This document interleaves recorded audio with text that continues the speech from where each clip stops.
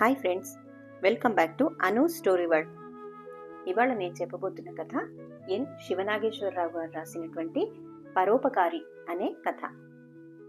అనగా అనగా హరితపురం అనే గ్రామంలో సుందరయ్య, లక్ష్మి అనే పేద దంపతులు ఉండేవాళ్ళు. వాళ్లకు శివుడు అనే ఒక కొడుకు, ఒక చిన్న పూల తోట ఉండేది. శివుడి తల్లిదండ్రులు ఆ పూల తోటను ఎంతో అపురూపంగా, ప్రాణప్రదంగా చూసుకునేవాళ్ళు. వాళ్ల చేయి తాకితే ఆ తోటలోని ఎండిన మొక్కైనా సరే పచ్చగా మారేది. శివుడి తల్లి అదంతా వనదేవత తమ మీద చూపే దయ అని కొడుక్కి తరచూ చెబుతూ ఉండేది. ఒకసారి శివుడి తల్లికి జబ్బు చేసింది. వైద్యం చేయించడానికి డబ్బు లేక శివుడి తండ్రి సుందరయ్య వడ్డీ వ్యాపారి వైకుంఠం దగ్గరికి అప్పు కోసం వెళ్ళాడు. వైకుంఠం అప్పుకు చక్రవడ్డీలు కట్టి గ్రామంలో ఎందరి ఆస్తులో తన సొంతం చేసుకున్నాడు. వైకుంఠం సుందరయ్య పూల తోటను హామీగా పెట్టుకుని 100 వరహాలు అప్పుగా ఇచ్చాడు. ఆ డబ్బుతో సుందరయ్య భార్యకు వైద్యం చేయించినా ప్రయోజనం లేకుండా పోయింది. శివుడి తల్లి జబ్బుతో కన్నుమూసింది. ఆమె చనిపోయే ముందు కొడుకును దగ్గరకు పిలిచి, ఓరి శివుడు, వనదేవత దయగల తల్లి, ఆ తల్లిని ఏనాడూ మరువకు అని చెప్పింది. సంవత్సరం గడిచాక వైకుంఠం సుందరయ్యతో, చూడ సుందరయ్య, నువ్వు తీసుకున్న అప్పు వడ్డీతో కలిపి 500 వరహాలైంది. అది తీర్చే వరకు నీ పూల తోట నా స్వాధీనంలోనే ఉంటుంది అని చెప్పి తోటను స్వాధీనం చేసుకున్నాడు. ఆనాటి నుంచి శివుడు తండ్రితో పాటుగా పూల తోటలో తోటమాలిగా పనిచేయడం మొదలెట్టాడు. మరొక సంవత్సరం గడిచిపోయాక వైకుంఠం సుందరయ్యతో, ఇదిగో సుందరయ్య, వడ్డీ అసలకు 4 గింతలైంది. ఈ బాకీ నీ జీవితంలో తీర్చలేవు. ఈ రోజు నుంచి నీ కొడుకును నా ఇంటి దగ్గర పనిచేయని, అలాగైనా కొంత బాకీ తీరుతుంది అని చెప్పి శివుణ్ణి తన ఇంటి నౌకరుగా చేసుకున్నాడు. ఆ విధంగా ఇంకొక సంవత్సరం గడిచిపోయింది. వాడికి తను, తండ్రి వైకుంఠానికి ఎన్నేళ్ల పాటు వెట్టి చాకిరీ చేసినా తమ బాకీ తీరదని అర్థమైంది. ఒకవేళ వనదేవత కరుణిస్తే తమ కష్టాలు తీరవచ్చునేమో అని ఆలోచించి వాడొక రాత్రివేళ సమీపంలో ఉన్న అడవికి పారిపోయాడు. అది మండు వేసవికాలం. శివుడు అడవిలో తనకు కనిపించిన కొలను నీళ్లతో ఆ చుట్టుపక్కల ఎండిపోతున్న మొక్కలను తడపసాగాడు. వాడు ఆ విధంగా 1 రోజుల పాటు శ్రమించాక వనదేవతకు వాడి మీద దయ కలిగింది.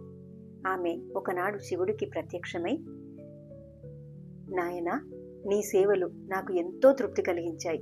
ఏం కావాలో కోరుకో శివా అంది. శివుడు వైకుంఠం చక్రవడ్డీ పేరుతో తనను, తన తండ్రిని ఎలా బానిసలుగా చేశాడో చెప్పుకున్నాడు. అప్పుడు వనదేవత దయగా నవ్వి వాడికొక చెట్టు కొమ్మ నుంచి బంగారంలా మిలమిలా మెరుస్తూ వేలాడుతున్న కాయనొకదాన్ని చూపించి, నాయనా, ఆ కాయ నా మహిమ వల్ల నీకు కనిపిస్తుంది. దాన్ని తిన్నావంటే నువ్వెవరి కంటికి కనిపించవు.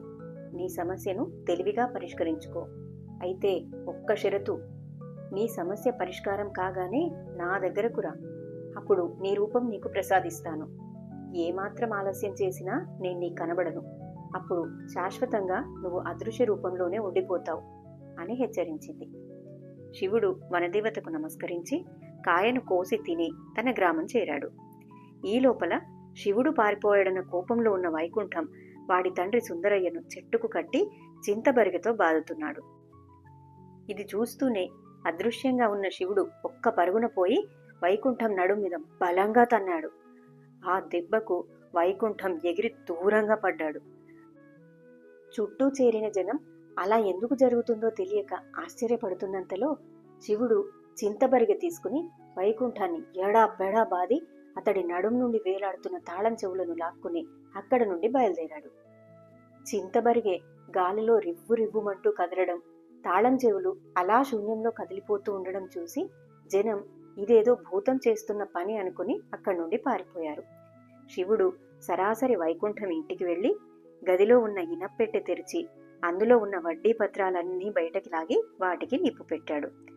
ఇది చూసి వైకుంఠం పిచ్చి పట్టిన వాడిలా కేకలు పెడుతూ ఉంటే గ్రామస్తులు చక్రవడ్డీలు, అప్పుల పీడ విరగడైందని సంతోషంగా చప్పట్లు చరిచారు.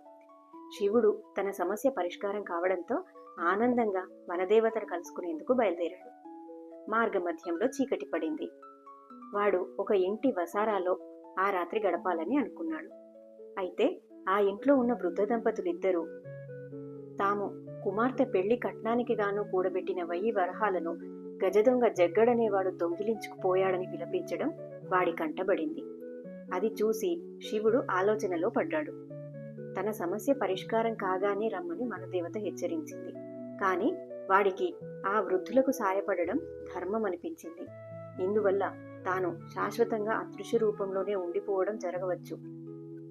కాని ఏమైతే అదవుతుంది అన్న మొండి తెగింపుతో శివుడు వసారాలో నుండి బయటకు వచ్చి వీధిలోకి నడవసాగాడు.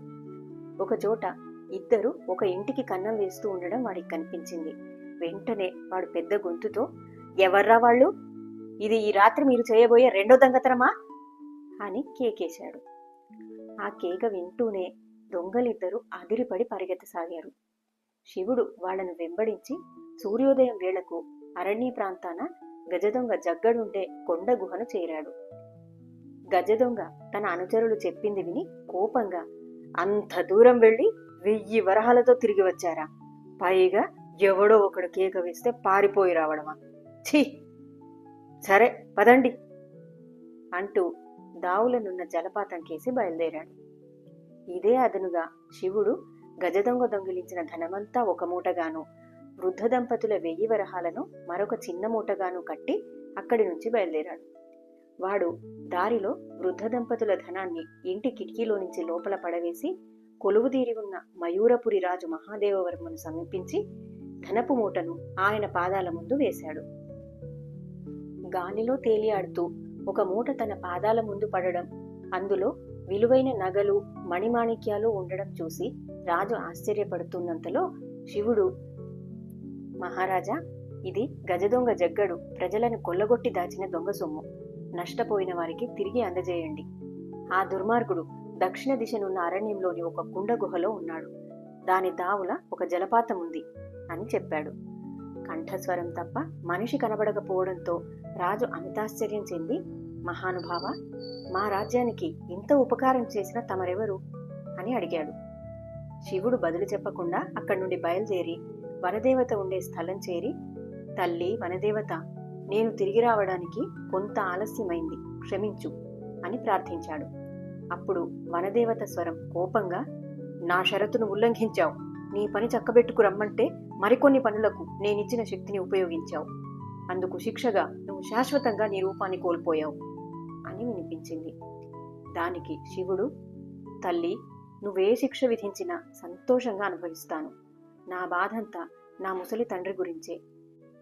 ఆయన జీవితం సుఖంగా జరిగిపోయేలా ఆశీర్వదించు అని వేడుకున్నాడు. ఆ వెంటనే వనదేవత ప్రత్యక్షమై, నిన్ను పరీక్షించేందుకే అలా అన్నాను నాయన. నీలో స్వార్థం లేదు. నీ పరోపకార బుద్ధి నాకు నచ్చింది. నీ అసలు రూపం నీకు ప్రసాదిస్తున్నాను అని శివుణ్ణి ఆశీర్వదించింది. శివుడు వనదేవతకు కృతజ్ఞత చెప్పుకుని ఇల్లు చేరాడు. వాడి తండ్రి కొడుకు తిరిగి వచ్చినందుకు చాలా ఆనందపడ్డాడు. ఆ తర్వాత శివుడి పూల తోటలో బంగారు గులాబీలు పూశాయి. ఆ విధంగా వాడు భాగ్యవంతుడై ఆపదలో ఉన్న వాళ్లకు సాయం చేస్తూ పరోపకారిగా గొప్ప పేరు తెచ్చుకున్నాడు. అది కథ. కథ కంచికి మనం ఇంటికి. మరిన్ని మంచి కథల కోసం నా ఛానల్ని సబ్స్క్రైబ్ చేయండి. Thank you.